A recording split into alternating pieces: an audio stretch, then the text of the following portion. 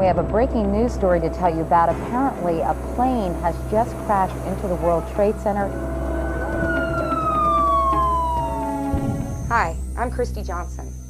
9/11 was the Pearl Harbor of my day. These events became a major turning point in my life. Like most Americans, I was stunned. How could a superpower be attacked like this with no resistance? The government told us we were being attacked because of our freedoms. Something just didn't seem right. There had to be more to it than this. So I decided to ask others what they thought.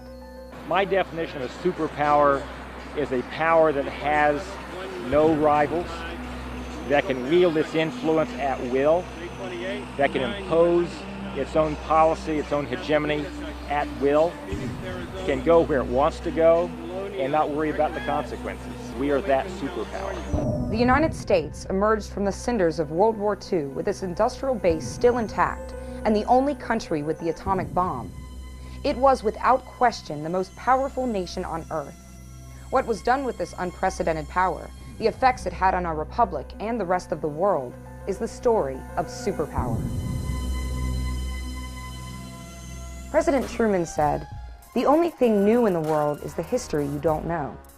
Well, I wanted to know more. Why are we the only remaining superpower? Did U.S. foreign policy and military actions factor into this attack on 9/11? Immediately after World War II, the United States began influencing and intervening in foreign governments to an extent and in a manner unparalleled in history. The National Security Act of 1947 fundamentally changed and reorganized the United States military establishments, created the National Security Council, and has since been used as the pretext for the extra constitutional powers in the name of national security. Passed in a time of fear during the Cold War, the National Security Act also created the CIA as an intelligence gathering agency, but almost immediately the CIA expanded into a clandestine operations agency. The CIA's template for regime change was when Arbenz was overthrown in Guatemala in the early 50s. The United Fruit Company was in danger of losing a substantial amount of its lands in Guatemala. This was an overthrow of a democratically elected government, and it was because of the economic interest involved, not because of democracy. We leverage the politics, the decisions, and the economies of many, many countries. The flip side of that, the failures have far outweighed the successes. CIA overthrow of Mohammad Mossadegh in Iran in 1953, Operation Ajax, the infamous case where a freely elected, democratically elected government dared to nationalize the oil. What it really came down to was ideology and economic supremacy and imperialism and U.S. hegemony. Interventions called for a buildup of U.S. political, economic, and military strength by seeking control over world resources and access to raw materials, markets, and labor power in third world countries. Interventions in foreign governments became common practice. Claimed to be for reasons of national security, these interventions were often solely for the benefit of U.S.-backed multinational corporations. The U.S. supports democracy if and only if it accords with strategic and economic objectives. So many Americans are not aware of. We have a very tawdry foreign policy history. What we were doing was overthrowing a freely democratically elected government because they dared to go against our economic interests. Eisenhower's 1961 farewell address warned us to safeguard our liberties.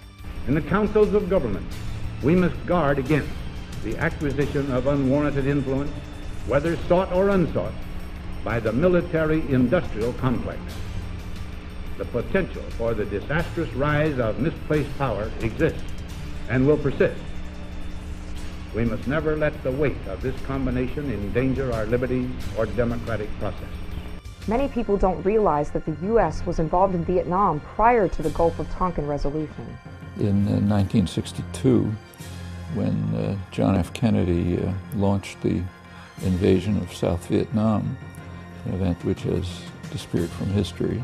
This was after 7 years of supporting a brutal, vicious dictatorship in South Vietnam.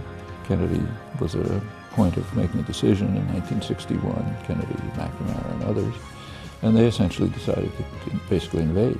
The U.S. Air Force began bombing with South Vietnamese markings, so wouldn't look like the U.S. Air Force, but everybody knew. Authorized napalm, initiated programs of chemical warfare, crop destruction, destroying foliage, and also initiated programs of what, if anybody else did it, we would call ethnic cleansing, driving ultimately millions of people out of the countryside to, again, what if anybody else did it, we would call concentration camps, call them strategic hamlets, or into the urban slums and so on, just in order to undermine the basis for the indigenous resistance. If anybody else did this, we would call it aggression. It happened in the United States without a flicker. Our policy of regime change has made other countries concerned about the goals of United States policy. But the U.S. government has been overthrowing governments all over the world for quite a few years, especially in Latin America. A case that we do know very well about, which is Chile in the early 70s. And Salvador Allende, again, freely elected, democratic elected. Chile had the region's strongest, oldest democracy going back to the 70s. Allende nationalizes the copper interests, and the Americans immediately respond with hostility, embargoes. On September 11th, as a matter of fact, 1973 is when Allende was overthrown, actually killed. Here we have a democratic government being overthrown by a CIA coup. I could see what we were espousing to do in El Salvador, Nicaragua, other places in the region. And then I could see what was taking place, because I was one of those making it take place. Here is the public political pronouncement. Here is what we do. And they don't reconcile. You can't line them up. It's, well, if we say this, but we're doing this. We say we're bringing democracy, but what we're doing is we're enforcing the rule of the oligarchy, the 6 families or the 11 families in El Salvador, and we're slaughtering peasants. And all the peasants want was treat us fairly. That's all we're asking for. Just stop killing us, stop raping us, stop using us as cattle. Such coups normally don't take place in Latin America except with the okay of Washington. President Reagan, July 27, 1983. Yes, we want to underscore once and for all that the United States, along with our friends, seriously opposes the use of force by one neighbor against another in Central America. The United States stands firmly on the side of peace. Many Cubans were hired to extend the runway at the Grenada airport. U.S. troops invaded to stop this. October 25, 1983. The U.S. Rapid Deployment Forces hit Grenada, 5,000 Rangers and Marines. By violating all international norms and bringing upon itself the hatred and condemnation of the entire world, the United States demonstrated the level of its complete disregard for the rest of the world. Nicaragua, Grenada, Panama, the invasion of Panama in violation of international law. The basic lesson is that the U.S. government will not allow an alternative society or government to exist in Latin America. I'm sure the U.S. government has not relaxed its determination to overthrow Chavez in one way or another. Looking back, people have often said, well, gee, why did you support this dictator? Why did you support that dictator? Well, because there were other interests that we thought were more important. In the 1980s, we were supporting Pol Pot, Saddam Hussein, Osama bin Laden, just to take 3. We could expand that exponentially. We like puppet governments. What big country wouldn't like a bunch of little friends around the world that do whatever they tell them to do, right? The United States has not been in a declared war since World War II. Although not classified as war, military conflicts are given euphemisms such as military action, armed response peacekeeping, police action, authorized use of force, military assistance, and military advisors. Regardless of what name is used, the United States has actively been using its military might somewhere in the world for the past 63 years. We have chosen areas to become involved in where you have internecine warfares going on for generations and generations, which are extremely difficult to deal with. You're not just going to go in and say, okay, fellas, let's change things overnight. We're going to make you, build you into a democracy like we have in America. It is a sensitive issue. It goes back to this whole notion of, should your culture trump my culture? The United States asserts its power and military presence through an immense network of foreign military bases. The 737 number is the official number. These are real military bases. This is American imperialism. It's out of control. One of the things that I study the base structure report every time a new one comes out is to see what they've left out. They've left out the bases in Kosovo. There are no mention of any bases in Afghanistan, 14 permanent bases in Iraq, none of the Central Asian bases. Many of them are omitted because it's too embarrassing to the country to admit that they've allowed American infidels to come in and set up a military base. The 4 big ones that we've constructed in Iraq have Pizza Huts and Burger Kings and big BXs and naval PXs. They're really quite the city, quite the American city, very much like the bases we built in Kosovo and Bosnia. These are major permanent installations. We don't mention any of the bases of many of the espionage and secret bases in the British Isles that are disguised as Royal Air Force bases. There are no Englishmen on these bases, but through administrative agreements we made back at the beginning of the Cold War with Britain, we decided to call them RAF Tipperary Wells or something like that. And it turns out that it's basically a national security agency base for listening into people's telephones and things of this sort. There's a lot of them of that sort. Some of them are truly embarrassing. The big naval base at Diego Garcia in the Indian Ocean, where the British High Court has just after 40 years ruled that we and the British took every single inhabitant of Diego Garcia, rounded them up, and transported them to some islands nearby where they have lived in abject poverty and misery ever since. We simply rooted them out of their homes and took them away. This is the way the United States likes to do business, as a matter of armed force. This is our empire. No foreign forces have set up bases on U.S. soil. This would be inconceivable to the American public. Yet U.S. troops are stationed around the globe, and with this often come problems for the local communities. Rapes committed by American servicemen leading to court-martial. The rate has been running now since the Battle of Okinawa in 1945, well over 60 years, at 2 a month. It is about as bad public relations as you could conceivably imagine. We claim to have today 38 to 39 big bases. Those are interesting numbers because at the height of the British Empire in 1898, they had about 37. The Romans had about 35 major bases. If you are Dr. No and you really want to rule the world, you need about 35 to 40 really big, unbelievably expensive military bases. It's a way of life. It's militarism. Since President Eisenhower's farewell address, his warning concerning the dangers of the military-industrial complex have not been heeded, and the problem has grown worse. Today, the military-industrial complex has unequaled influence over our government and military. What's hard to understand is the failure of the Congress, the failure to exercise the powers of oversight, to use the power of the purse. Dwight Eisenhower's 1961 farewell address, in which he invented the phrase military-industrial complex. We in America actually have a long history of imperialism. What we don't have is a long history of imperialism backed by a huge military establishment. And that's what Eisenhower was talking about. It had grown out of control. If the price of liberty is eternal vigilance, we in America have not been particularly vigilant. It's now so deeply entrenched that there's a very good chance that we will not survive it. We have been compelled to create a permanent armaments industry of vast proportions. We recognize the imperative need for this development, yet we must not fail to comprehend its grave implications.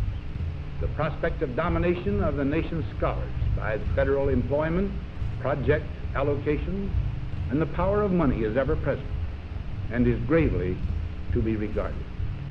We must also be alert to the equal and opposite danger that public policy could itself become the captive of a scientific technological elite.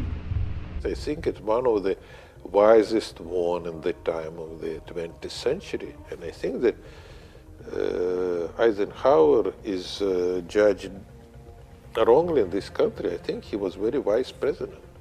Over the years, the Pentagon has become more reliant on outsourcing military functions to private contractors.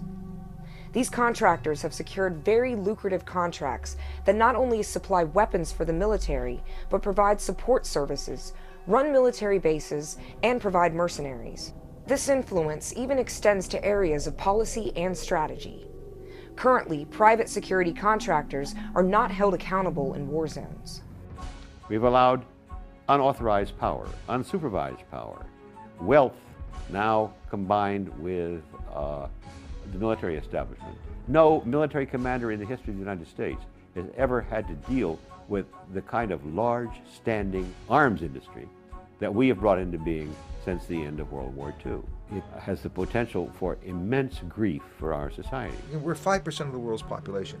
We're close to a third of the world's economic power and more than half of the world's military power. This idea of Eisenhower's military-industrial complex, kind of making its own game plan, well, guess what? I'm starting to see that with my own eyes. I think we should go back to what was considered a failed policy in the 20s, which was to be isolationist. I call it restraint, and we should go back to being restrained.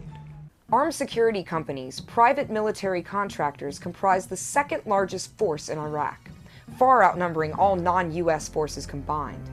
There are as many as 100,000 civilian contractors and approximately 20,000 private security forces. Then you have all these contractors, favorite bogeymen or real bogeymen would be Halliburton, Bechtel, and the like. And then you have the military-industrial complex, much warned about, and a lot of that's been privatized, so we got a private military in effect. There's enough private contractors in Iraq now that if you stopped all American official military activities, you'd still have plenty enough people to continue the war if the president truly wanted to do it. They're not counted, they're not recorded, and there is above all no oversight of this extremely lucrative activity. We spent $22 billion on Iraq reconstruction and relief funds. That's it. Out of that $22 billion, 63% at least went to U.S. multinational companies. And the rest of that was to Iraqi companies that then purchased things from U.S. companies. All that money left Iraq. $2.3 billion went to one company, Bechtel.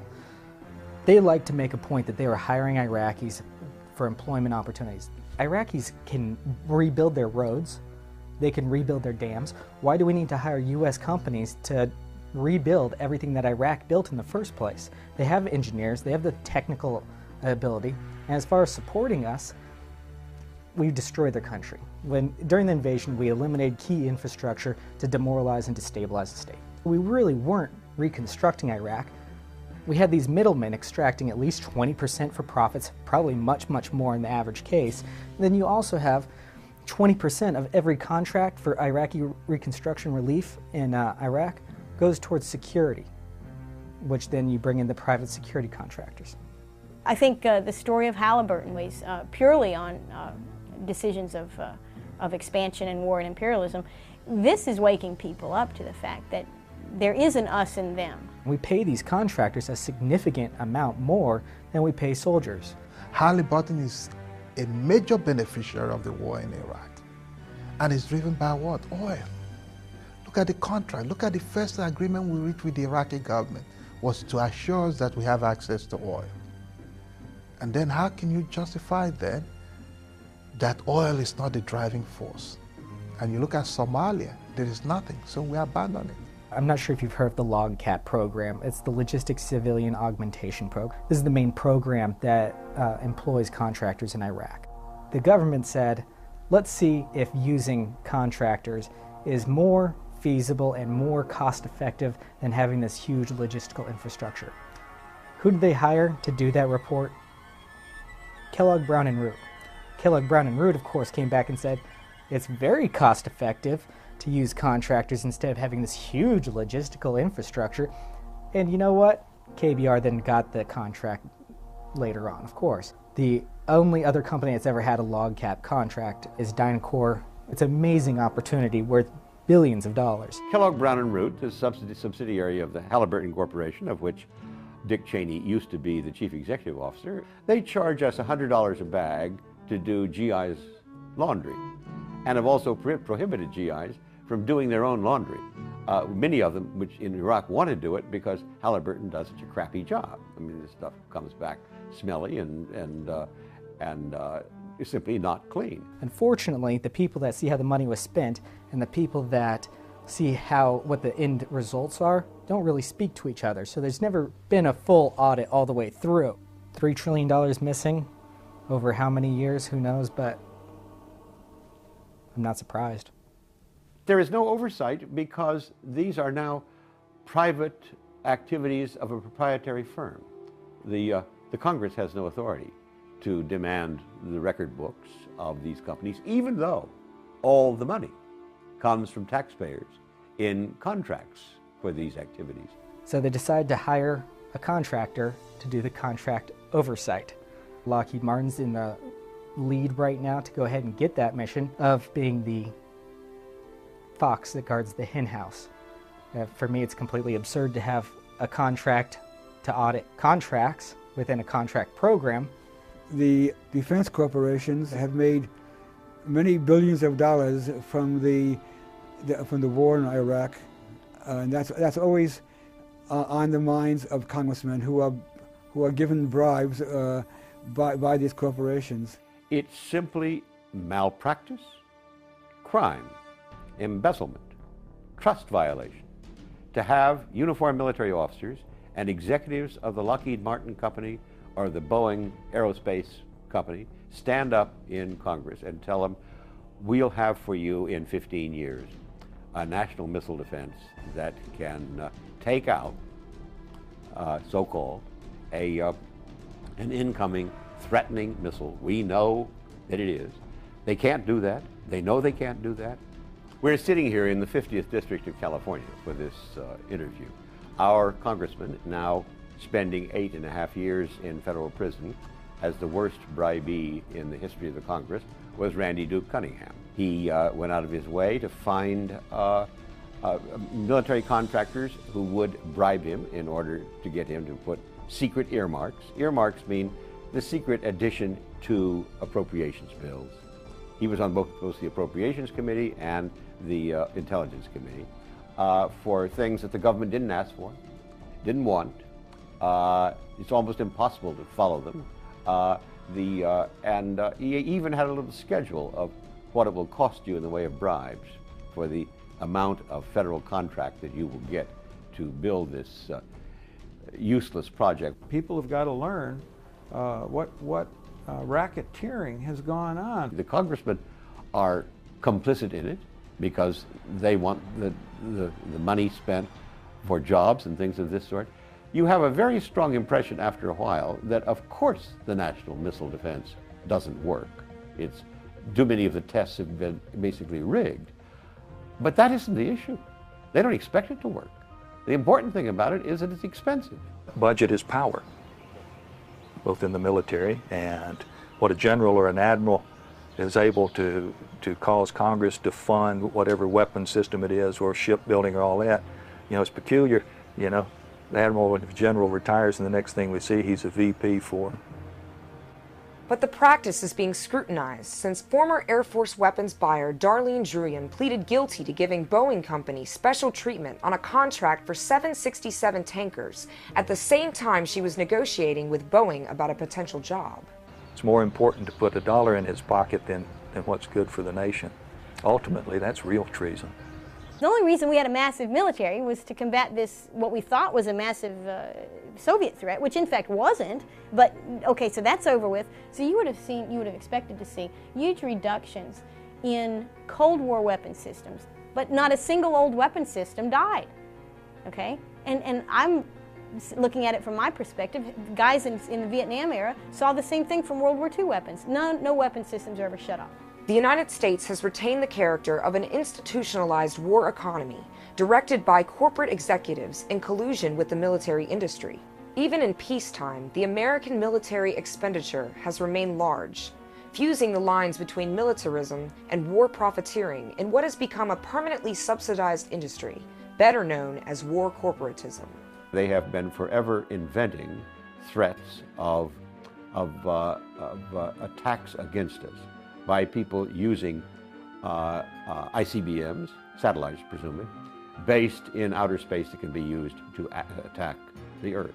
Full spectrum dominance, as the Air Force rather obscenely likes to talk about what we're trying to exercise over the world. We see this disaster of our unilateral belligerent foreign policy today, of pushing up against the erstwhile superpower, the Soviet Union, now Russia, pushing up against it by expanding NATO bases up to its borders, bringing former satellites into the North Atlantic Treaty Organization, and now the threat of putting national missile defense sites, rockets such as those at Fort Greely, or there's a few of them at Vandenberg Air Force Base here in California, putting them in Poland and Czechoslovakia, and claiming that they are a defense against a rogue state, Iran, which doesn't have missiles of this sort, and certainly does not have any form of nuclear weapon yet, and certainly not a nuclear weapon that's engineered down enough, small enough to be put on the top of an ICBM. The whole thing it's crazy and should not be tolerated. We want to know, where are the members of Congress? Why is this stuff routinely approved every year without any intelligent debate? Do the people really think that they are more secure to have these missiles buried in Alaska that have never once worked properly? Sakharov, the Nobel Prize winner, explained to Russia back in the last days of the Soviet Union, there's no difficulty in defeating Ronald Reagan's Star Wars. Clinton, frankly, was maybe not as bad as Bush, but he was bad. And Kosovo, that was an unnecessary manufactured war in the Balkans. The Kosovo War did not have to happen. This was about justifying the necessity of NATO. There have been multiple protests of U.S. bombing of Yugoslavia, but we also saw in front of the Parliament building, they burned American flags. The police are everywhere. NATO is an anachronism. It's a Cold War organization. There's no reason for NATO anymore. And that war was all about giving NATO a reason to exist and to continue existing. And in fact, it has not only continued to exist, it has expanded. And in fact, that war coincided with the expansion of NATO into Poland, the Czech Republic, and Bulgaria, as I recall, was the third at the time. And what expansion means, by the way, is before you can join NATO, you have to bring your military forces up to a minimal level of readiness, which means, of course, you have to expand your military, you have to buy all sorts of new weaponry. Well, guess who they have to buy that weaponry from? Primarily the United States, also Great Britain, France to a lesser degree. It's part of this whole monstrosity known as the military-industrial defense complex. In December 2001, under Bush, the United States officially withdrew from the 1972 Anti-Ballistic Missile Treaty signed under Nixon, undermining the landmark agreement. This was the first time in the nuclear era that the U.S. renounced a major arms control accord. The United States has become the greatest manufacturer and distributor of weapons in the world.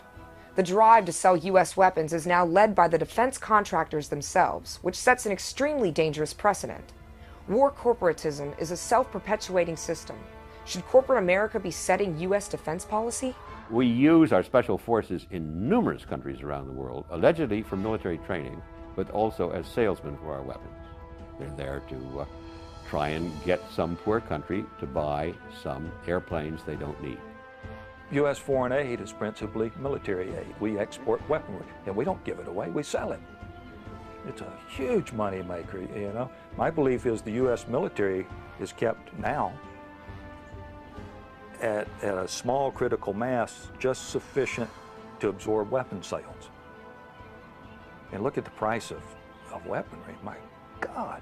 And it gets down to this, when I look at it, who are our enemies? Who are our natural enemies? We have none. They don't exist. We don't manufacture very much of much importance anymore, except for weapons and munitions, of which we are easily the world's largest producer. Think back to the 80s, the Iran-Iraq war. 8-9 years of that. We're actually supplying both sides because as Kissinger famously said, you know, best outcome for this is if both sides lose. We fund the two parties and allow them to kill themselves. And then we come out smelling like a rose.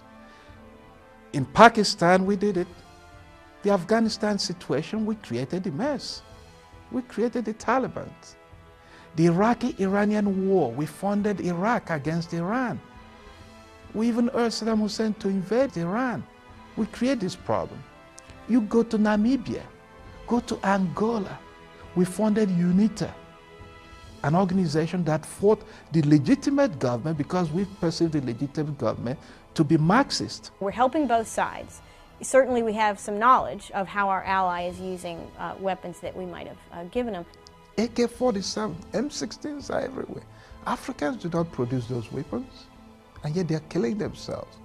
So yes, CIA or KGB or any of these secret organizations have been known for funding and supporting both sides. We reawakened the Civil War by the CIA supplying huge amounts of money to the northern warlords and saying, we're going to give you one thing to help you out, our Air Force. I don't want our people in the middle of a civil war. The Al-Qaeda, the Taliban, etc., are creations of the U.S. intelligence services and others, Western intelligence services. Remember, they were concocted to defeat the Soviet Union in Afghanistan. So, and the ISI actually is a creation of the CIA. We also had a long history of working with the Taliban because we wanted to build gas and petroleum pipelines across Afghanistan. You want to judge U.S. foreign policy, look no further than Osama bin Laden. Osama bin Laden is a creation of U.S. foreign policy, actively recruited by the CIA, brought into Afghanistan as part of the Arab faction of the Mujahideen. We were starving the Muslim children through sanctions against Iraq. There were sanctions after the Gulf War, and we were the main proponents of the sanctions. The fallout from U.S. foreign policy sanctions in the Middle East has caused collateral damage for civilians. We have heard that 500,000 children have died. Is the price worth it? I think this is a very hard choice, but we think the price is worth it. Like Madeleine Albright said, you know, it's 500,000 dead Iraqis. We think maybe over a period of 8 or 9 years, this is how many Iraqis have died as a result of sanctions. And what did Madeleine Albright, the great humanitarian, say? Yeah, I think that's just fine. Well, we don't care about the Iraqis, never have. I doubt we ever will. We care about resources. We care about geostrategic placement of our forces. This is a war about resources, taking the resources of the third world from all over the country, from all over the world. Every war that exists is basically a war over resources. It was inflicting primarily the most vulnerable people in Iraq. They're elderly people, they're sick people, people with chronic diseases like kidney failure, people who simply couldn't get the most basic of medicines, but then overwhelmingly, children under age 5. And they died by the tens and by the hundreds and by the thousands and by the hundreds of thousands. And they died gruesome and ghastly deaths. Economic sanctions in general are more of an expression of policy ideas. They're not going to actually accomplish hardly anything. And yet they allowed the economic sanctions to continue for 13 years. As long as you kept economic sanctions on Iraq, Iraq would not be selling its oil. This meant that Saudi Arabia could almost double the amount of oil that the Saudis were able to sell. Preventive strikes, which is what the U.S. action in Iraq was, is not legal or not considered ethical under things like the theories of the just war, because in order for a first attack to be considered ethical, there has to be clear evidence that the other side is mobilizing for an imminent strike. People like to make a distinction between preventative and preemptive. Preemptive is you think they're going to strike, so you get them before they do that. Preventative is they're not planning to attack you, but you think that the war would be good in the long run because you prevent them from doing something that would harm your interest. This is called a war of aggression, what we did in Iraq. That was totally preemptive.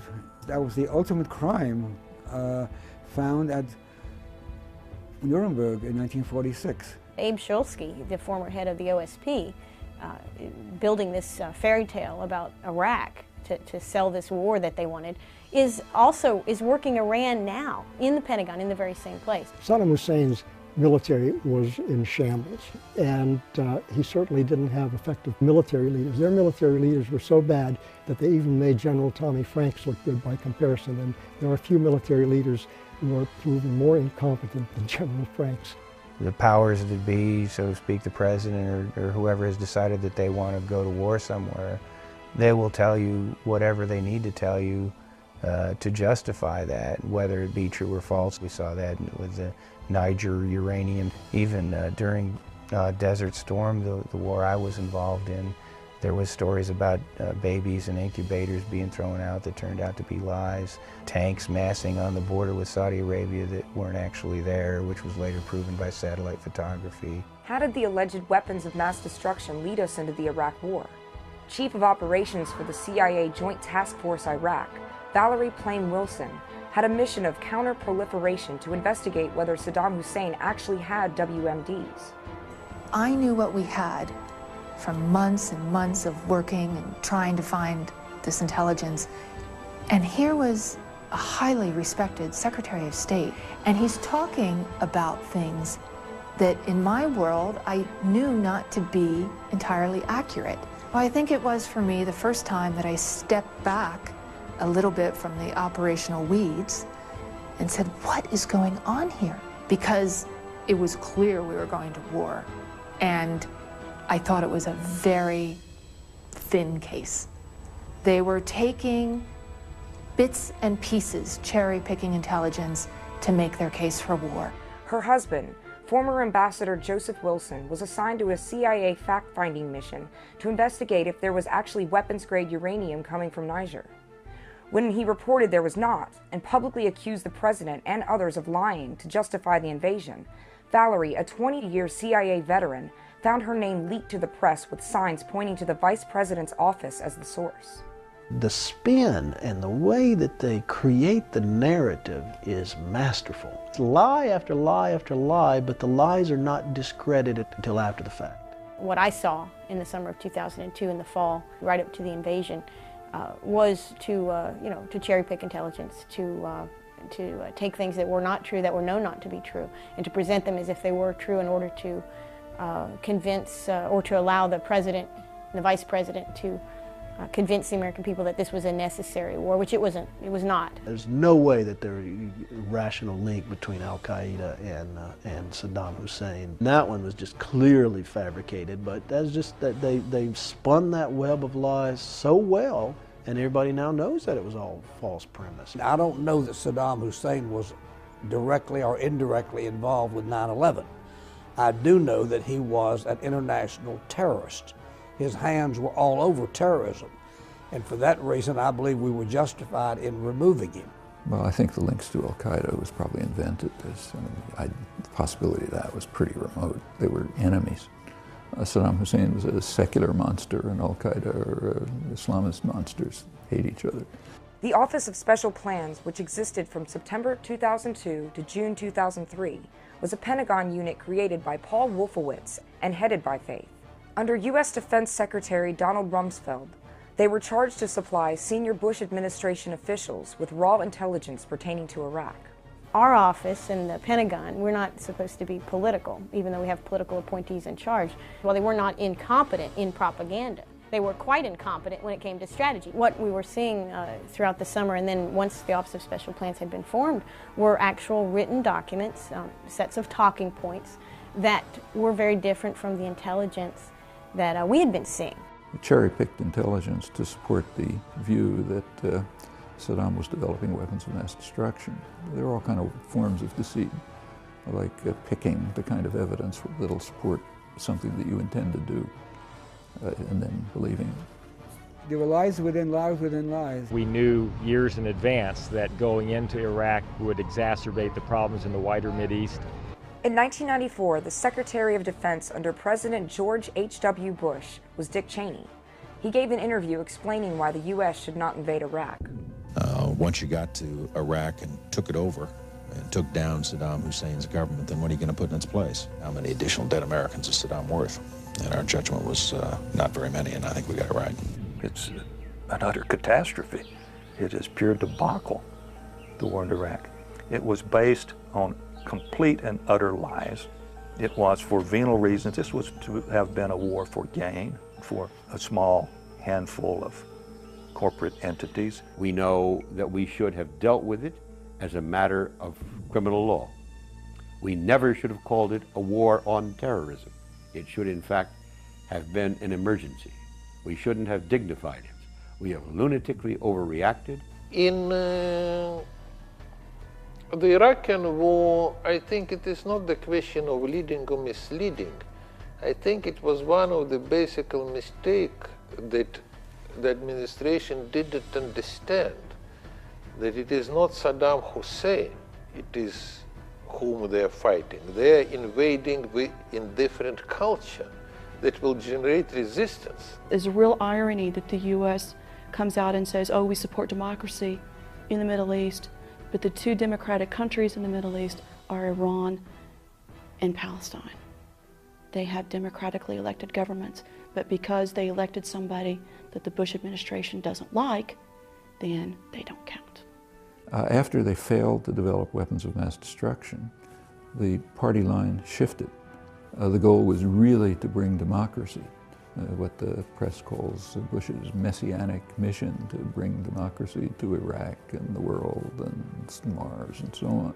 There are people in the administration, Jay Garner, General Jay Garner. He did an interview back in February 2004, Government Executive Magazine, and he said, look, we're planning on being in Iraq for 20 or 30 years. I regret, however, that a sound post-entry strategy was not formulated, and I don't believe there was one. We've gone after the wrong people, and when we did go after them, we really didn't have a program. We really didn't know what we wanted to accomplish. Without the excuse of weapons of mass destruction, is there an underlying agenda for the invasion of Iraq? I really don't think that we would have done what we have done in Iraq if the oil factor wasn't there. This kind of discourse is a clearly imperializing discourse that justifies intervention in parts of the world where one would like to establish military bases, where one would like to have control over the oil. That was the main rationale behind Operation Desert Shield. It was to protect the oil interest in the region. There were, in fact, major Texas-based oil companies that had broken the economic sanctions, but in a very, very lucrative fashion. Bay Oil had been paying money under the table to Saddam Hussein's government in order to get the most lucrative contracts so that their name would be boosted to the top to get contracts to buy Iraq's oil.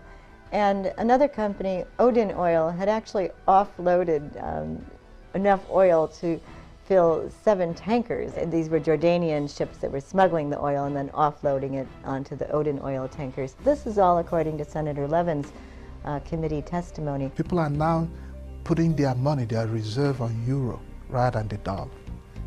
And that is the most dangerous thing.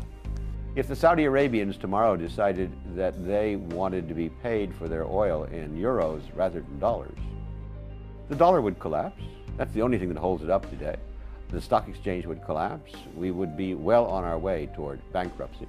Saddam Hussein, about a year and a half before the invasion, had switched from the dollar to the euro as the currency for oil transactions. And this is a real threat to the American system. And Iran has threatened to do the same thing. That's one reason the U.S. talks about invading Iran. Asia holds about, last I saw, about 50% of foreign reserves. China and Japan are financing the U.S. economy for a good reason. They want the dollar to remain high.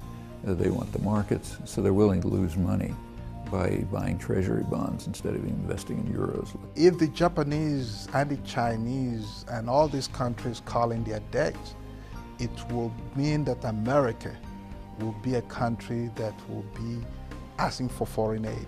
You could have a banking crisis on any day. If the U.S. was to pull out right now, there's a great chance that there will be a proxy war within Iraq between Iran and Saudi Arabia, the Sunni and Shia regional powers, that could easily spill over into Kuwait, Saudi Arabia, and Iran. Once you do that, it will be only a matter of time until they start attacking those petroleum production and distribution points as a strategic objective in their little fight amongst one another. Once that happens, 20 to 30% of the global petroleum output will be cut off. An economic, global depression will hit the entire world if we lose 30% of the oil production, even for a week. If you ask the Iraqis, and we've asked them through a number of polls, variety of polls, when they ask the Iraqis what they want the Americans to do, the answer is to get out. That's what they want us to do. Whether it's quick or slow, they want us gone. I think you get out of it. I think you leave. What if we leave? You know, will there be a bloodbath between Sunni and Shia? There might be. Will it be any worse than what we're seeing now? We have to ask ourselves that question. I'm here to rally people to be against the war, work against the war, and to help us in our struggle. And the people of Iraq need to know that George Bush is not supported. They need to see us out on the streets protesting against this. Muslims under the Ottoman Empire were a threat to Christian Europe through September 11, 1683. They were defeated on the 12th at the Battle of Vienna by Polish King Jan III Sobieski. September 11, 2001 is thought to be the rise of the new religious fundamentalist Muslim empire against the Christians, perceived as imposing their values through globalization. Certainly there are people in the Middle East who think that what's going on in Iraq now is just the latest version of the Crusades from the 11th century, the first time the West tried to come in and take over. I think part of it is that Blair, like Bush, feel that for strong religious, theological reasons, this was the right thing to do. Our intervention in Iraq has been disastrous. It has led to a confirmation that there's a battle between the East and the West.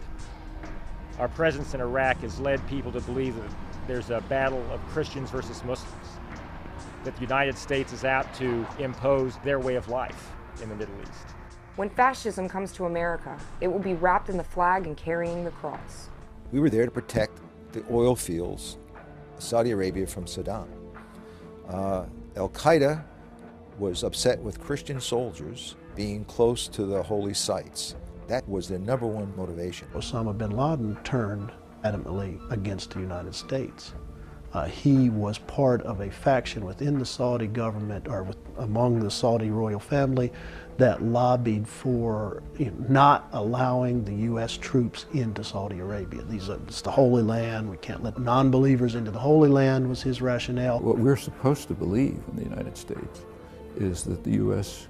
would have, as they call it, liberated Iraq, even if its main export was, say, pickles and asparagus, and the world's energy resources were in southern Africa. If the United States was really interested in democracy, there are plenty of countries with which we closely cooperate that are clearly undemocratic, and yet we're not pushing for regime change there. The policy of regime change may be perceived worldwide as being selective. What we've done there, what the West, but particularly what America has done there, is creating enmity of an unfathomable proportion. The United States is the dominant power in not only military terms, but in economic and cultural terms. So our culture is changing many parts of the world. It's nothing to do with our films or our books or our television or our clothing. It's nothing to do with sex or religion. It has to do with the U.S. government going around the Middle East and elsewhere and bombing people, overthrowing governments, supporting dictatorships, suppressing popular social movements, torturing people, All these terrible things we've been doing for decades and decades. Abuses by the U.S. government have taken a page from history with the imprisonment of political prisoners, torture and abuse, much like what was seen at the Soviet Gulag. No prisons that I encountered used torture. Now we have a prison for political differences with the President of the United States, and there is an application of torture at the prison. There are some things that I think are clearly off limits. They should be off limits for a democratic society, and that would include torture. There's nothing in the Constitution that says he gets to commit felonies, and yet immediately after 9/11, he was ordering the Central Intelligence Agency to engage in this odd euphemism that they use, extraordinary rendition. Extraordinary rendition means the kidnapping of people from any place on earth, secretly flying them to countries like Syria or Egypt, where they certainly will be tortured. We've had numerous CIA officials, high-ranking officials in the Middle East say, if you want a good interrogation, you might send them to Jordan. If you want them to just disappear, you send them to Egypt. It happened to me too, in the Soviet Union, in the area known as the archipelago Gulag, used by Stalin. Of course, it is easy to interrogate people when you can torture them. We know this from the Stalin's time, from the Hitler time. It depends how you will torture them. But from the other side, it's fully useless, because if you are interrogating them in this way, and they have this strong psychological and physical pressure, they will confess everything what you want them to say. We know in the Soviet Union, after Stalin time, after a week of the interrogation, they confess everything, that they were Japanese spies, they're British spies, they plotted against this. So if you're using it as a tool to control the society, I wouldn't say it was effective, but it have logic. But if you really want to figure out something, to find truth, it's the worst way to make this, and you compromising your own system. Stalin's tactics are still used today. Amnesty International uses the term rendition to describe the CIA practice of covert imprisonment of persons of interest moved to third-party countries, such as Egypt, Jordan, and Syria, to prisons referred to as black sites for detention and interrogation. This circumvents U.S. law and has brought allegations of torture. The case of Maher Arar is just one example. Extraordinary rendition presents some critical problems. First, it violates the international law prohibiting torture. The United Nations Convention Against Torture and the Degrading Treatment or Punishment, a treaty ratified by our country in 1994, explicitly prohibits the transfer of persons to countries where there's a substantial likelihood that they will be tortured. I was detained and interrogated by the United States government, transported to Syria against my will, tortured, and kept there for a year. I'm here today because I believe it is my moral duty as a human being to help prevent what happened to me from happening to others. I also hope to convey how fragile our human rights have become and how easily they can be taken from us by the same governments that have sworn to protect them. What is the relationship between national security and the image of the nation abroad? For example, if our nation has suffered a loss of standing in the world, does that impact our national security? What kind of lesson are we sending to third world countries if we as governments in the West, we don't abide by our own laws? And on the other hand, we are asking them to become democratic. I think it damages the credibility of the United States. The largest known CIA covert prison is in Afghanistan, codenamed the Salt Pit. Locations and names of other black sites facilities are classified. Abu Ghraib prison was known as a prison of torture under Saddam Hussein, but later came to world attention with abuse of prisoners by U.S. soldiers. Then later, there was public knowledge of the photos that came out of Abu Ghraib. The Army has covered all of this up as long as there was nothing that made it to the public, no visual evidence. If there's visual evidence, find the lowest ranking men that you can, court-martial them, say that you've cleaned all this up. There has been a great deal of controversy regarding prisoners' rights, legal counsel, and violations of civil rights under U.S. policy. Torture is also a violation of international law. Torturing a prisoner is something entirely new to the United States, and particularly to his military. Came out of Rumsfeld's office by the person of Lieutenant General William Jerry Boykin. And I've served with Boykin and known the man for almost 30 years. Boykin's position, and I think he's still there, is Deputy Undersecretary of Intelligence. From there, the legal cover for that came from the current Attorney General when he was White House counsel, which is the Geneva Codes are quaint. They're obsolete. We can do. Basically, we're the most powerful. We can do as we please. The theory of a unitary executive branch, which essentially attempts to use the Commander-in-Chief clause in the Constitution to place the President beyond international law, beyond the Constitution, if he invokes what he's doing to say that he's doing it in a matter of national security. Thus, we have the scandals of torture at prisons in Abu Ghraib and Guantanamo Bay. Nothing in the Constitution permits the President to commit felonies with impunity. Yet a few days after 9/11, he issued secret orders to the Central Intelligence Agency to abduct terrorist suspects anywhere on earth.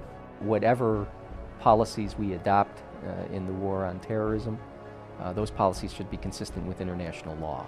And the abduction of people, the extraordinary renditions without access to legal counsel, all of those kinds of things are very troubling from the standpoint of international as well as United States law. Terrorism is defined as the use of terror to achieve political goals. Yes, United States could be one of the states that one could consider as terrorist state. We've been running and still are the military base at Fort Benning, Georgia, a school to teach Latin American military officers state terrorism. We've been doing it for years. Any number of famous Latin American torturers of civilians are graduates of what was called the School of the Americas. Take Central America. There's no question that we funded people in El Salvador and Nicaragua that I would say are indeed terrorists. Our record in some parts of the world does not bear very close scrutiny. If you want to counter terror, build justice. Political flunkies and lackeys like Boykin, hoping to get that next star and having personal agendas there, execute those ideas. They turn them into fact. And in this case, the grand apostle of this activity in the military was a man named Major General Jeffrey Miller. Miller's the one that implemented it in Guantanamo. They were so happy with what they were doing. It went to Afghanistan. Within weeks of his arrival and bringing that technique to Afghanistan, we're seeing deaths during interrogation, men tortured to death, smothered to death, waterboarding, some of the other stuff, dying stuff face first down into sleeping bags with somebody sitting on their chest, and then it went to Iraq. It one mistake in this long chain of mistakes, because it is one attempt to use not democratic behavior in the democratic world. Our actions really do make a difference. And for many peoples throughout the world, our actions in Iraq, the prisoner scandal in Abu Ghraib and Guantanamo and so on have really hurt. For many people, what they view Iraq as is one that we have betrayed some of our own principles. I went to Guantanamo, toured the place, spent the day there, and I am convinced that the people who are at Guantanamo are there for a good reason. Now, admittedly, I saw what they wanted me to see. To talk about the Guantanamo Bay, the outside world, they're not looking in the United States at the societies that protecting human rights. They're saying, no, you are violating human rights. And how you can say that we are violating is you're doing the same. Guantanamo does violate the Geneva Conventions. It's violating those which require certain treatment, not just of prisoners of war, but of civilians and people out of combat. So those people in Guantanamo are people out of combat. And we've called them unlawful combatants in order to bypass this prisoner of war issue. And then we had the leaked memo saying we don't have to abide by the Geneva Conventions in this case. They're not American citizens. They're keeping them not on the American territory just to keep them outside the American jurisdiction. We've got to do a lot better job of identifying who people are at Guantanamo, their relationship to the war on terror, and providing them with the legal framework that allows them due process. It all has to be done within a legal framework that reflects both international and American law. Let the Geneva Conference be the controlling feature there. The United States offered high bounties for the capture of suspected enemies. Most people detained or sent to Guantanamo Bay detention camp were not captured on any battlefield, but instead were turned over to U.S. custody for the bounty after being taken from their homes or their streets with no proof of any hostile acts. I guarantee you, it's a high crime and a misdemeanor to order a felony to go out and start kidnapping people around the world. We see the scandals of Guantanamo every day, in which 90% of the people there were not arrested by Americans. They were arrested by the Northern Alliance, in the Afghan Civil War that we reignited after 9/11, and that these people were being paid bounties by the Americans for every time they brought one in. If the truth about renditions and prisoners is hidden from public scrutiny, are there other deceptions by government leaders? It's very difficult not to be gullible because we want to believe that our government is knowledgeable. We want to believe that our government is not going to lie to us. Since the Korean conflict, the United States has become involved in large and small-scale wars, insurgency campaigns, election manipulation, regime changes, assassinations, and covert operations continually in all regions of the globe to the present day. Covert operations, even when successful, may result with a negative blowback against U.S. foreign policy. Secret operations might be necessary for security of a nation, but there is little public accountability or public oversight. Any secret organization is corrupt. It doesn't necessarily start out that way, but it becomes corrupt because it can hide personal failings, it can hide wrongdoing, it can hide venality, greed, lust for power, and who the hell's riding herd over it? It's simply beyond oversight. No citizen can hope to do effective oversight on the Department of Defense or the 16 intelligence agencies, since so much of what they do is secret. 40% of the defense budget is black. That is, it allegedly concerns highly classified projects. I say allegedly because we don't know, and usually they turn out to be boondoggles of the sort that sends congressmen to prison, usually for bribery or things of this sort. Secret military organizations, I feel, are a threat to our republic. Delta forces and some others, they answer to no one. They don't answer to Congress. Covert operations conducted by governments, corporations, or other organizations, which are designed to appear as if they're being carried out by other entities as pretext for war, are called false flags. A false flag operation is pretty self-descriptive, but it means an attack that is under, it's a form of deception. It's blamed on the Arab extremists, but somebody else actually committed the operation. It has long been suspected that the Nazis started the Reichstag fire to justify Hitler's crackdown on civil liberties, a false flag. Some say 9/11 is the modern version to take away American civil liberties. Among the many risks, in terms of false flag events, they could stage an attack that they blame on the Iranians in the Gulf. They could be no attack at all. Could be like the Gulf of Tonkin, just a complete fiction. And then start a war with Iran, and or do a domestic event and blame the Iranians on that for that. It was a total lie that the U.S. ships had been attacked in the Gulf of Tonkin, and that was used by Johnson as a pretext to expand the war. We hear what we're told and by this administration, and what that is everything that will demonize the Iranians. Take little bits of truth and demonize your enemy, such that at the slightest provocation or at the slightest incident, we will be, as a country, Americans will be able to say, yeah, let's bomb them. When a superpower uses force to gain economic and political control of production and finance capital in less developed regions, it is termed imperialism. Traditionally, imperialism is thought of in economic terms, and we continue to exercise a great deal of economic imperialism. One has to recognize that it is the dominant group that sets the rules.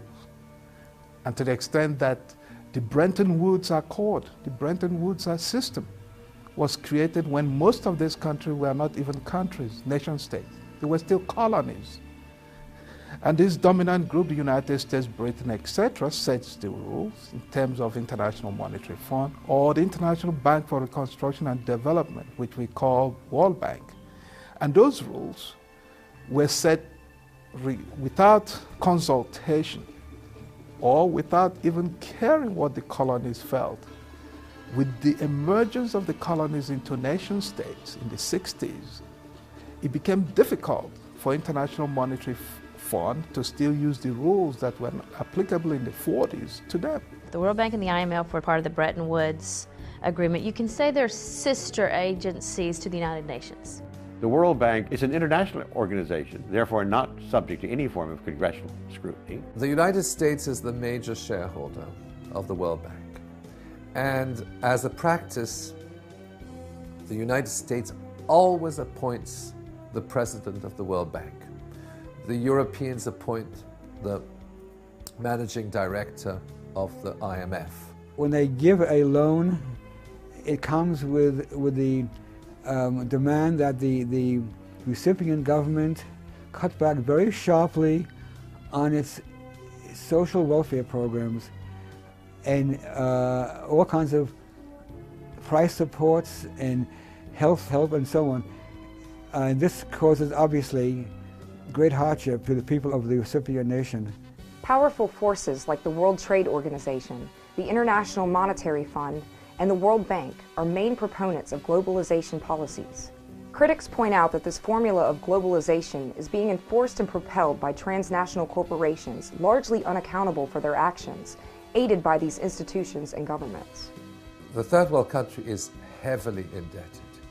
It owes money to its international creditors. It owes money to the World Bank, to the IMF, to what is called the Paris Club. And it can't pay off its debts. The main clients of the IMF and the World Bank are the multinational corporations. It's for their benefit that these things are done. These countries have to cut back sharply on their expenditures to be more appealing to foreign investment. World Bank and IMF policies of conditionality really caused a lot of harm, and they demanded instant release of price controls. They deregulated the exchange rate, and then prices just went fly high, and then they said, oh no, we can't increase wages because that causes inflation. And in the meantime, people's earnings had collapsed by 90%. Always one of those is raising interest rates, often to ridiculously high levels, 20% and plus, which has the effect of stifling domestic investment, because who can borrow money to invest and create economic development at that rate within the country? Very few, while assuring a high return on foreign investment. If Suharto in Indonesia, maybe the most corrupt dictator in the modern period, has billions of dollars of debt, You don't take the billions of dollars from him and his family who robbed it. What you do is impose structural adjustment programs, conditionalities, on poor Indonesians, which destroy their lives so that the debts can be paid off to the rich investors. The money that goes into the privatization fund actually is intended to pay back the people who are the creditors and who are very often involved in acquiring the assets which are being put on the auction block. Clearly, those policies that require overnight privatization, for example, they create hardship in the countries where they are practiced, and it gives the impression of taking advantage of a desperate person. These economic policies are repeated worldwide. Many immigrants to the U.S. are indeed desperate. Often they are seen as scapegoats for the effects of economic globalization on a faltering U.S. economy. They take jobs unfilled by Americans that would otherwise be outsourced. The real problem presented by illegal immigration is security, not the supposed threat to the economy. The militarization of the border was initiated by Clinton in 1994, Operation Gatekeeper. Something else happened in 1994. NAFTA was implemented. And they could perceive that the effect of NAFTA is going to be to undermine Mexican agriculture, which cannot compete with highly subsidized U.S. agribusiness, undermine small Mexican businesses, which aren't going to be able to compete with U.S. corporations that get national treatment in Mexico. So sooner or later, there'll be a flood of people north. We better militarize the border. There's no doubt that security on the Mexican-American border is a joke. The wall is not really going to make the difference of anything. Even to save your country, even to stop our people, this is not the way to work. There are other ways to keep your country safe. And again, this to think that we are human, that we are people. Yes, and we have families, we have life, we have dreams. We just want to be and work together.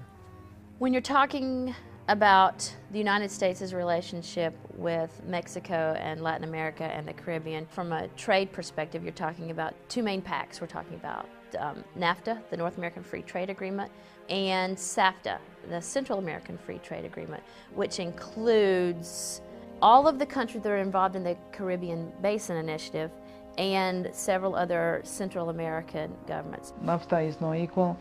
Even if you are working in a good factory, then the payment is little higher than the some of the Mexicans, but it's not the real pay that we need. That's why we need to work more about that, to be more equal, to have the same opportunities there and here. SAFTA is not so good because United States corporations and the United States commercialization will take advantage of low-wage workers in these areas. The U.S. executive director of the IMF once described the IMF as the credit community's enforcer. Okay. Now, the IMF is, which is basically a branch of close to a branch of the Treasury Department, is dedicated, like a good deal of policy, to undermine the threat of capitalism and of democracy. It used to be that countries were considered superpowers. Now what we see is that it's corporations, transnational corporations. If we look who is behind, let's say, U.S. public policy, it's Wall Street. I have a theory. I always said there are no more superpowers but supermarket in the world. The one that controls the market controls. Regime changes, transnational corporations, and 9/11, how are these connected? The IMF and the World Bank started to perform a new role, which was that of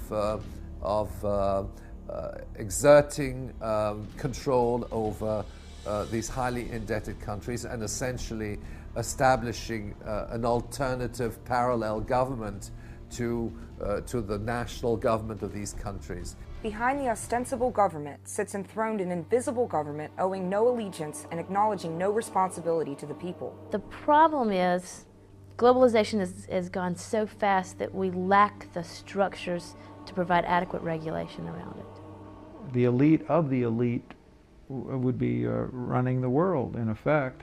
investment bankers are my invisible government. The real powers behind the throne. That combines those two things. You know, what makes the world go around? It ain't love, it's money and power. When a government is dependent on bankers for money, they, and not the leaders of the government, control the situation. Money has no motherland. Financiers are without patriotism and without decency. Their sole object is gain.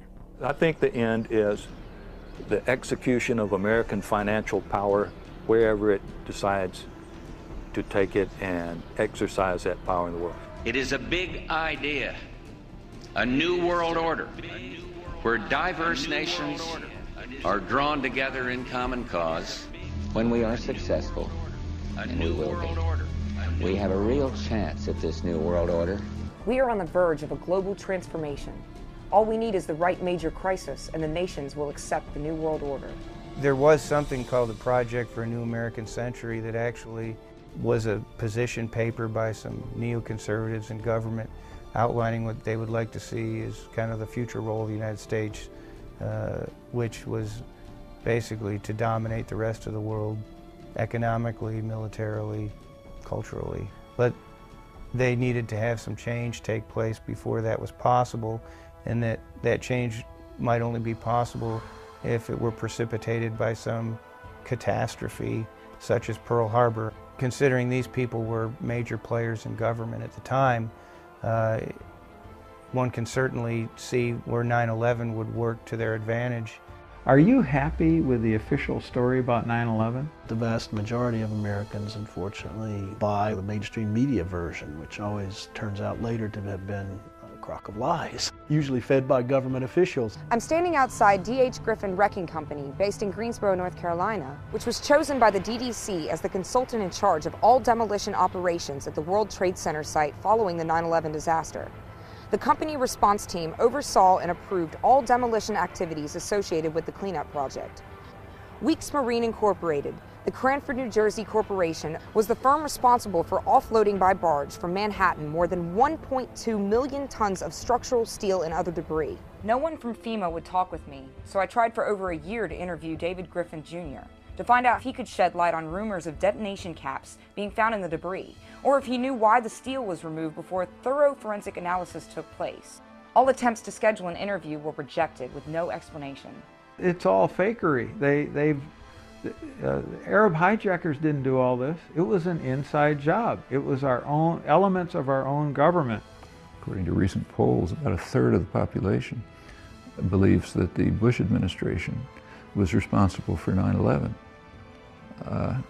Either they directly arranged it or they made sure it would happen. But what's particularly striking is that, and tells you something about American democracy, is that this huge number of people thinks that the government is run by mass murderers who are purposely murdering Americans and doesn't think they can do anything about it.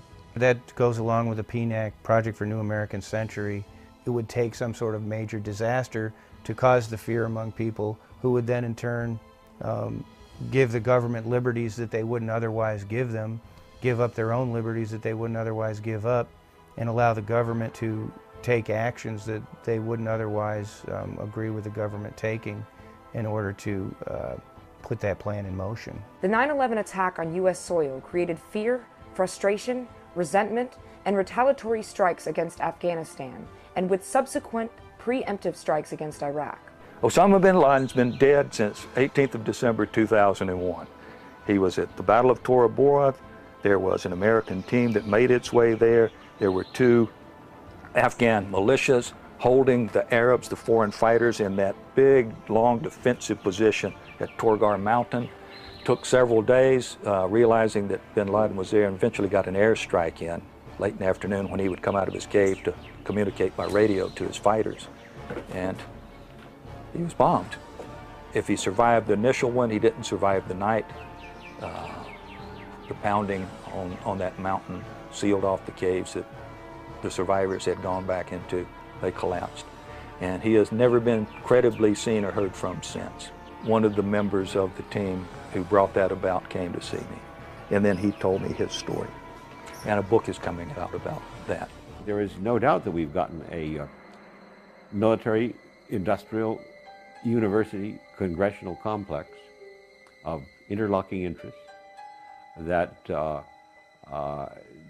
then, even maybe it includes also the world of journalism, which is actually turned into the Ministry of Propaganda, who provides the rationale for how we are still an exceptional country. The media is slower than Congress in finding its backbone. We may be in the age that the independent media has gone the way of the buffalo. If we do, it's a great danger to our republic. There's a deeply ingrained imperial mentality which almost has a compelling effect on accepting the nobility of the state, whatever it's doing. Actually, there's even a name for it.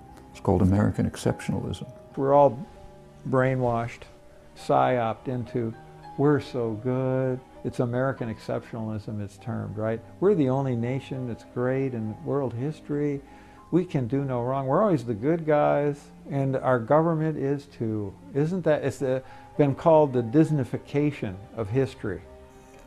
One of the main obstacles to making an impression upon the American mind about U.S. foreign policy, the main obstacle to changing their views about U.S. foreign policy is that they hold a very basic and deep-seated belief that no matter what the U.S. government does abroad, no matter how bad it may look, the government means well, that their intentions are honorable. They may lie on occasion, they may blunder, they may on occasion do more harm than good. But this basic belief teaches Americans that the intentions are noble. If you hold that basic belief, it's very difficult to accept the idea that the U.S. government in Iraq, for example, is doing something which they shouldn't do, because the intentions are good. If you accept the intentions, you tend to support the policy. Even if the policy seems to be failing, the policy itself is not questioned.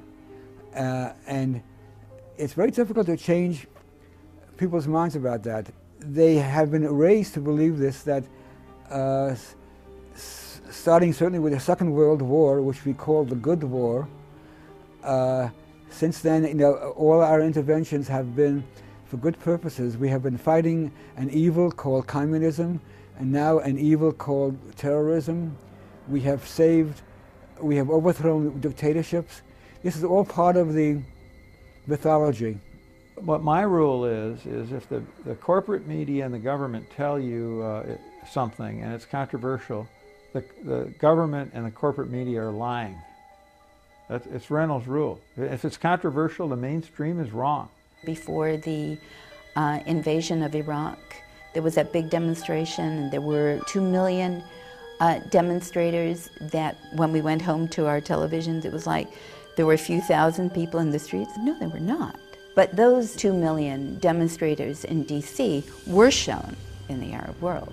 They were shown on Al Jazeera. The dedication to ensure that there be no alternative voice is near fanaticism. The U.S. is dedicated to destroying Al Jazeera. I always encourage my students to go on the internet, go to the BBC, go to Arab news agencies, and see a different perspective, because more likely than not, the truth is somewhere in between. The government, as much as it would like to, cannot control information. And the fact is, technologically, it cannot control information. China is a totalitarian state, regardless of what they might want to say.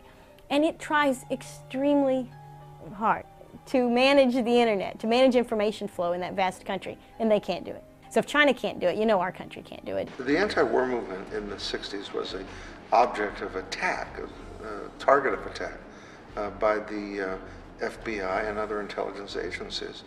Whenever there's a challenge to this government's policy, especially foreign policy, there will be an attack. In the 60s, many people protested against U.S. foreign policy about Vietnam and burned draft cards or fled the country to avoid the draft.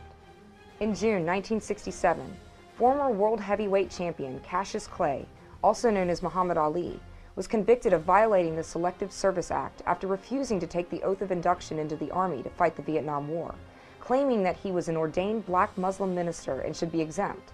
We don't want to institute a draft. And so it's a dilemma for the United States. There will not be a draft in this country. The American people are too disengaged from empire. They don't want a draft. They don't want to pay attention. And the government doesn't want the American people to pay attention, and a draft would create that. Fascism is an authoritarian political ideology that considers individual and other societal interests subordinate to the needs of the state.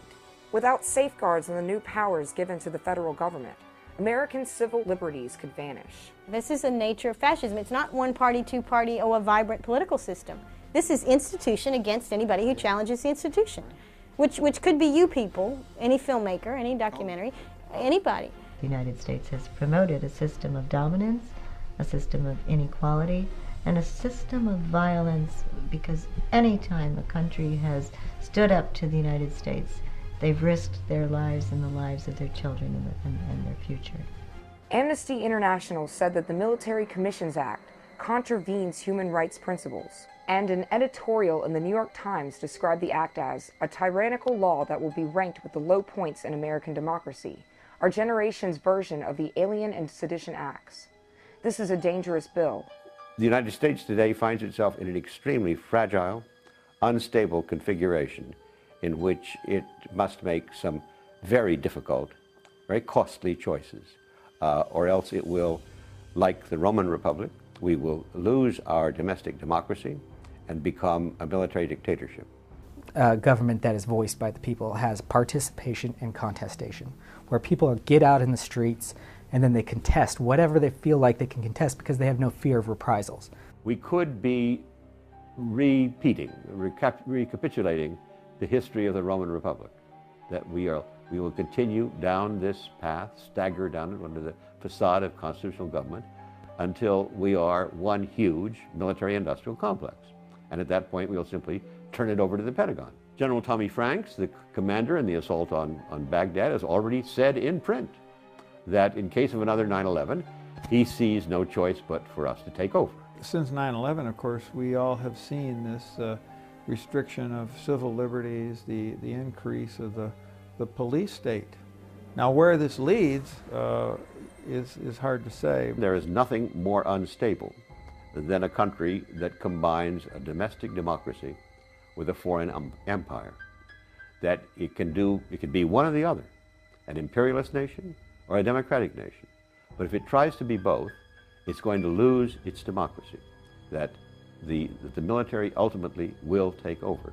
Ever since the attack on 9/11, we've been wrestling with the constitutional dilemmas of national security, presidential war powers, and the place of constitutional civil liberties. The way in which we discuss, define, and resolve these issues are the ways in which we express our disagreements or come to agreements are of great importance to people around the world, especially to those in aspiring democracies. What is the price of freedom, and are we giving away our rights without question? 9/11, the attack, unprovoked, unsolicited attack, by the way, upon us on 9/11 has changed the way we live in this country. The Patriot Act is an example of that. There have been much criticism and much favor attributed to the Patriot Act, and I am among the latter group. I favor the Patriot Act. I think the Patriot Act has served us well. Now, sometimes we may have to give up a liberty or two. It reminds you again of Benjamin Franklin's favorite statement. He said, if you give up your civil liberties for greater security, you don't deserve either your liberty or your security. I think that, there are a lot of things that Americans are quite prepared to live with for the sake of security, including inconveniences at airports and things like that. I think when you begin talking about tapping telephone calls, about getting bank records and things like that without some kind of court order, I think most Americans are very, very uncomfortable about that. The Judiciary Committee issued subpoenas for documents related to President Bush's program involving eavesdropping without warrants after Bush claimed authority to order this in his role as Commander-in-Chief following the September 11th attack. The Vice President's office refused to cooperate. I've never known an administration so willing to operate outside the law, even to operate against the law, in violation of the law, as this administration. Certainly not since I've been old enough to vote, have we had an administration so willing to ignore the law? Well, I want the American public to know exactly what they did. The Patriot Act, the most abominable, unconstitutional, hateful, from the point of freedom, piece of legislation since the Alien and Sedition Acts in 1798. Policies that have been implemented here in the United States in the name of anti-terrorism do have serious repercussions for civil liberties, and I am among those who are certainly concerned about restrictions on civil liberties, whether they come in the form of legislation like the Patriot Act or data mining and things of that nature. We live in America that spies on its citizens without warrants. We live in an America that can read our emails and check our bank accounts without a warrant. We live under a regime that took away our rights to habeas corpus and due process. And thus, anybody that George Bush says is a terrorist, they can do this to. I'm just waiting for my turn. Any form of control, anything that heightens governmental control of the population, to me is potentially destructive. And something of that nature, an ID, smart chip, I don't think the benefits are going to be worth the potential consequences. Question is, have you been engaged in espionage? My answer to that question, Senator, is a citation from the Fifth Amendment. No person shall be compelled to be a witness against himself. The American nation cannot, must not, and will not permit the establishment of another communist government. You have this craziness on each society. In the Soviet Union, Stalin created the same hysteria fighting against terrorism and the enemies of the people, the McCarthyism trying to do the same. It's very similar now with this anti-terrorist hysteria. And again, the fascinating thing about the Patriot Act is that how long it had been in the works. 9/11 had simply all of a sudden offered these rather unscrupulous people unbelievable opportunities, and they went back and simply hit the print button on their computer. It was there and ready to go. They did take full advantage of it. The Patriot Act must have been written in advance because it was submitted to Congress only days after 9/11. There's no way such a large piece of legislation could be prepared in that amount of time. John Ashcroft told the House Judiciary Committee and the Senate Judiciary Committee the Patriot Act was so important that they didn't have time to read the statute before they could vote on it. Imagine that. 2 members of the Senate claimed they read it, and one of them is now dead, Paul Wellstone. He voted against it. Russ Feingold says he read it. He voted against it. Ron Paul and his colleagues in the House were given 15 minutes on the House intranet, the internal internet for members of Congress and their staffs, to read the Patriot Act. It's 315 pages long, and it doesn't read like a novel. I have read it. I have read it twice. In order to read it, you have to have in front of you the entire United States Criminal Code, because most of the Patriot Act says in 14 U.S.C. 1523, move the comma, change or to and, change 6 months to 8 months. It will take days to read this. Members of the House, without having had the opportunity to read it at all in any way, never mind meaningful in any way, nevertheless, with no debate on the floor, fearing what John Ashcroft told them, voted for the Patriot Act, and it passed, and the Senate voted for it, and with 2 dissents, it passed, and the President signed it. We in the Judiciary Committee conducted, I believe, 11 or 12 public hearings. Our subcommittee, the Subcommittee on Crime, Terrorism, and Homeland Security, we were involved with 9 public hearings. And when some of the opponents of the Patriot Act contend that this was not thoroughly examined. That's hogwash. It was very thoroughly examined as a result of 11 hearings. The Patriot Act was being debated openly and publicly until the anthrax scare. And in the anthrax scare, all bets were off. New provisions were added into what was the version of the Patriot Act that came out of the House Judiciary Committee. And it was so hastily put together and the vote so hastily scheduled that not enough copies had been printed by the White House printing office for every member of Congress to have received it. Now you may say, well, what about the First Amendment? The First Amendment says Congress shall make no law abridging the freedom of speech. But the Patriot Act says if you tell anyone, your spouse, your lawyer, your priest, your best friend, a judge in a federal courtroom, that's right, every challenge of the Patriot Act has been an anonymous challenge, because if you reveal to a judge in a courtroom that you received one of these self-written search warrants, you'll be arrested when you walk outside the courtroom. Congress just forgot about the First Amendment. Then all of these various delicts have been compounded by the Patriot Act that added new exemptions, new clauses, new gimmicks that simply make our police and intelligence services less accountable. What about the Fourth Amendment? What about the requirement of a judge before the government can get information from a financial institution? Congress said, forget about it. The times are too tough. It's too difficult. We don't want another 9/11.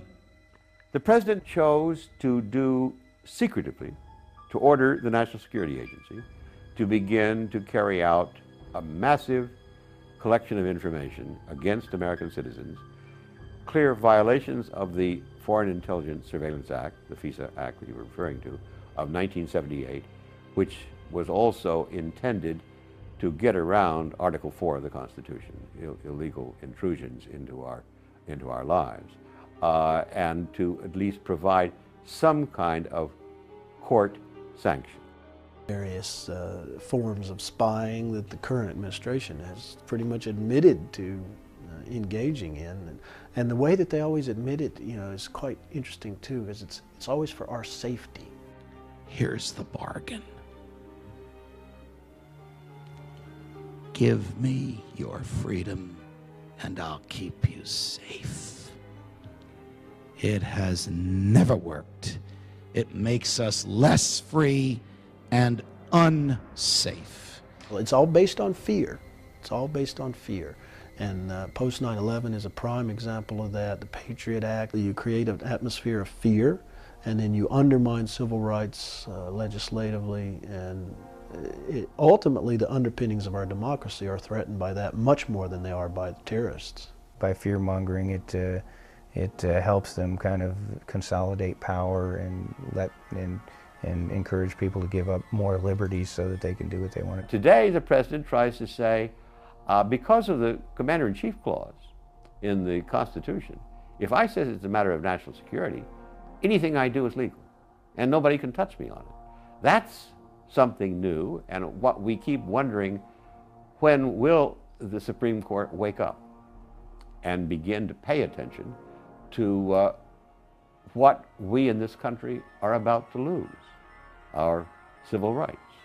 Congress has lost its backbone as the defender of the institution. The history of the 20th century expansion of presidential power is to get broader and broader and to begin to make more and more of these claims of inherent executive powers, to imagine emergencies even when they're not really emergencies, and to justify the exercise of power in that way.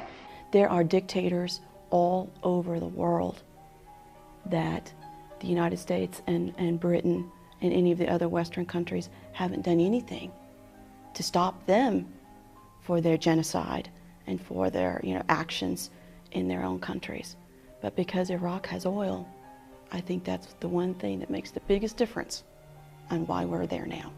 Why aren't we in Darfur? Joey Cheek is an Olympic gold medal winning speed skater.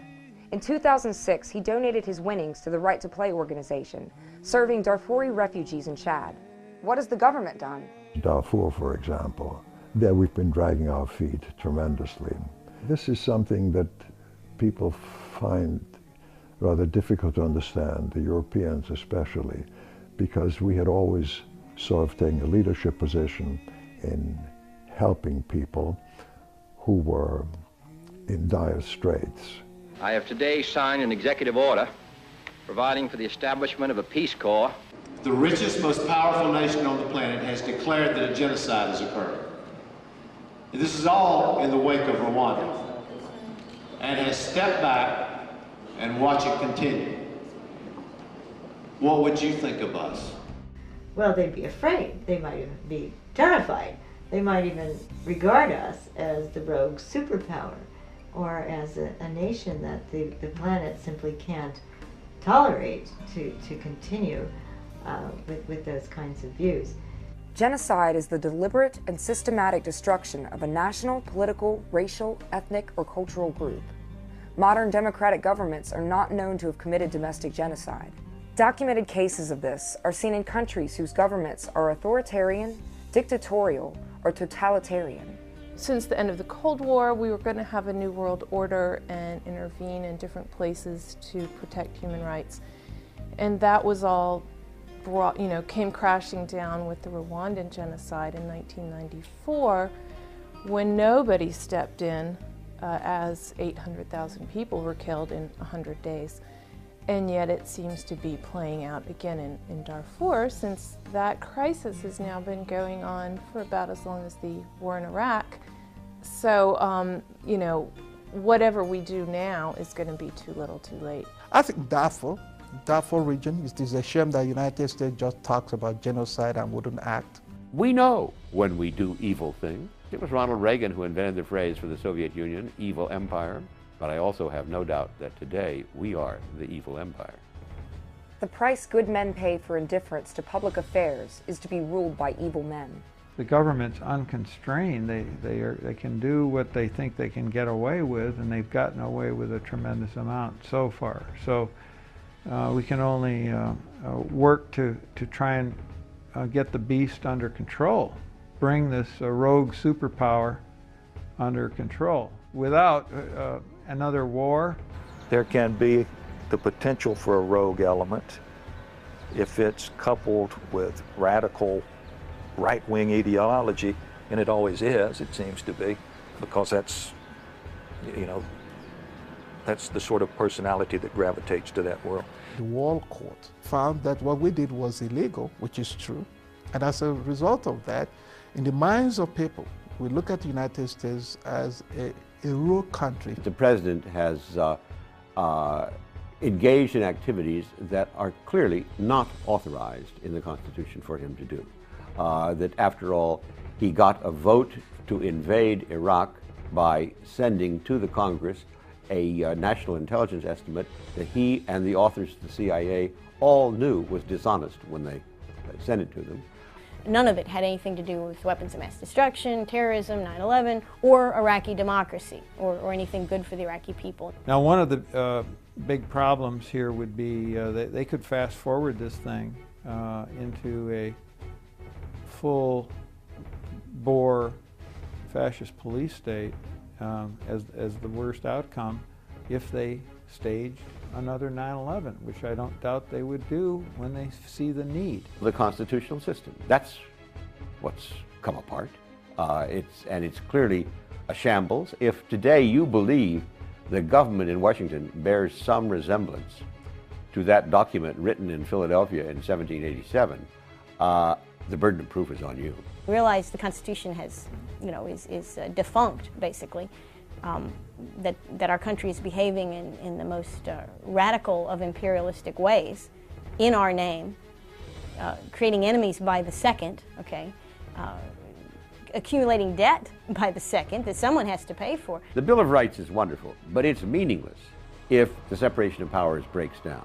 Checks and balances, that's what keeps us going. When you combine this with an almost out-of-control defense budget that is actually threatening bankruptcy in the country, the intrusions of the military-industrial complex into the civilian economy, to the point that today that A great deal of what we're spending in this $1 trillion a year, trillion, it's 1,000 billion, more than any other defense budget on earth, that than the rest of the world's combined defense budgets. It's simply astronomical. I believe in just the decency and the wisdom of the American people. They want to believe their leaders, but eventually you lie to them long enough and they realize the difference between what you say and what you're doing, and they start to turn. They always do, and they're doing that now. I grew up in the shadow of the mushroom cloud, and since that time, Korea, Vietnam, El Salvador, Nicaragua, Panama, Grenada, the first Gulf War, Kosovo, Afghanistan, now this war in Iraq. And they talk to us about the great war on terror. The greatest terror that we face is the terror of what will happen if we continue to pour our wealth, our productivity, our resources into constant war. We're being driven and pulled in a very wrong-headed direction by some very reckless and dangerous people. One of the paragraphs in my manifesto is this: it's the first duty of the strong to protect the weak. It's not the duty of the strong to prey on the weak. It is not enough to be strong. We have to also have the moral authority to lead. We have a way of dealing with unsatisfactory political leaders. It's called impeachment. I guarantee you, it's a high crime and a misdemeanor to lie to the American Congress and people on going to war with a fake, set-up national intelligence estimate. If a real prosecutor came in, which I would advocate, we have enough to arrest and no doubt indict by a grand jury a number of people I would arrest, from Bush Cheney on down. I spent a number of my years as a college undergraduate as an activist with SDS, Students for Democratic Society. I was chairman of the Columbia chapter of SDS, and I was the last national secretary of SDS. I was a founder of the Weather Underground, and I was 7.5 years as a fugitive. The problem with SDS in its latter incarnation, when I was a national leader, is that we moved towards violence. We had a theory of revolutionary guerrilla warfare, and we had a belief that this was a revolutionary time. Neither was true. It was not a revolutionary time. And even if it had been, revolutionary guerrilla warfare would not promote revolution in this country. So we were just outright wrong in our theory. In 1973, the United States CIA led a coup against a democratically elected government in Chile. The Weather Underground bombed the corporate headquarters of the ITT, the International Telephone and Telegraph Company, which had a number of investments in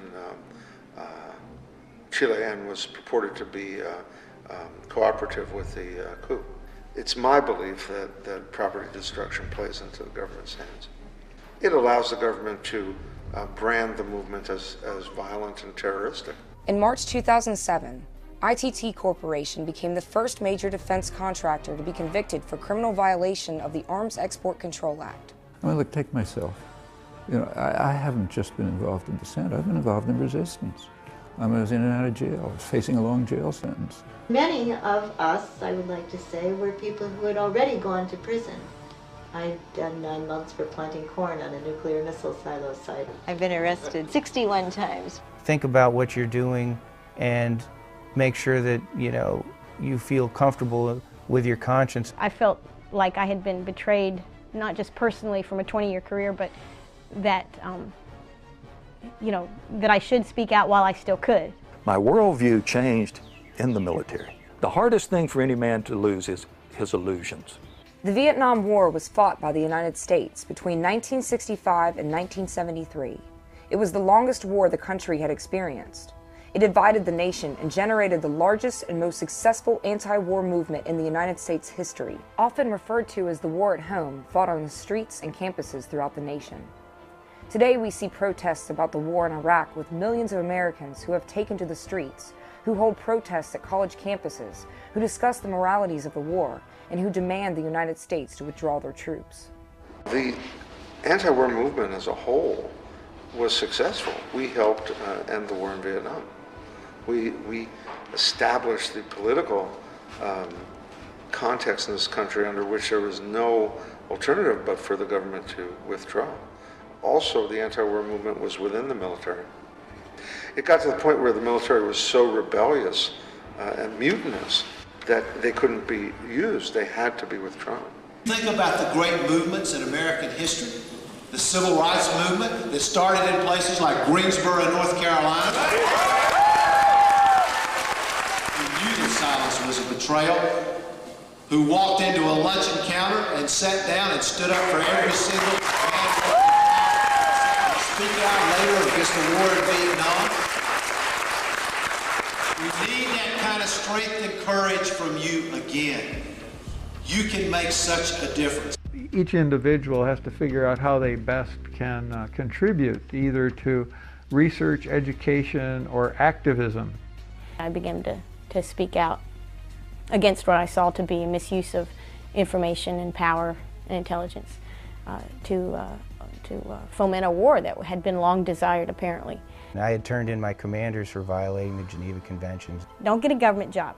Try to keep your independence, and that's financial independence, it's intellectual independence, which comes through education, a willingness to accept that your government may lie to you, because historically our government has lied to us. I just think the Patriot Act was a huge mistake that it will take us a long time to fix. It is the duty of the patriot to protect his country from its government. We're all citizens, you know.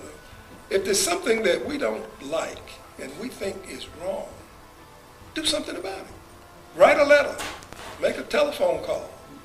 Send an email, ask the question, write the president. Encourage people to talk to their congresspeople, encourage demonstrations, encourage people to talk to the media. Educate people in a way that Gandhi did, confront them with the truth and ask them to act on that. The greatest impact of the civil rights movement on me was the notion that what an individual does can make a difference. I went out to a major intersection on the border of Saudi Arabia and Iraq. This was the day that Congress authorized the president to do Desert Storm. I had to get arrested or do something because I didn't want to be part of the military in any capacity when the war broke out. These tanks and heavy-duty artillery and trucks were heading towards the front line, and with that Tiananmen Square incident in mind, I decided I'd hold up my hand and stop the traffic going towards the front line, which I did, and took off my uniform as a sign of resignation. The power that each of us has in our own lives to think, to act, to choose what we believe and what we don't believe, this power, every time it's exercised, it is a hand grenade against the state. Know about what the law is generally, who understand the Constitution and the rights that we have, and educated, intelligent, informed citizenry is the best bulwark against tyranny. Only an alert and knowledgeable citizenry can compel the proper meshing of the huge industrial and military machinery of defense with our peaceful methods and goals, so that security and liberty may prosper together. You and I don't think we're wasting our time trying to make a movie, to try and mobilize inattentive citizens to the dangers we're in and to their delicts as citizens. I would make people accept personal moral responsibility for their actions. There are times in world history when it is far wiser to act than to hesitate. There is some risk involved in action, there always is. But there is far more risk in failure to act. Never doubt that a small group of committed people can change the world. Indeed, it is the only thing that ever has.